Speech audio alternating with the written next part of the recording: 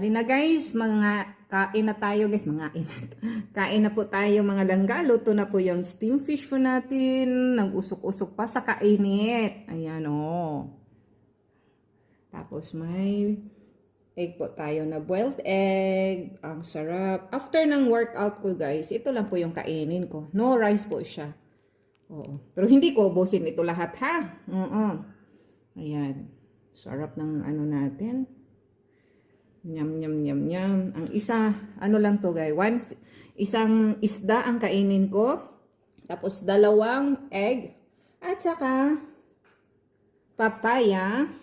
At isang pirasong avocado. Ubos na. O, di ba?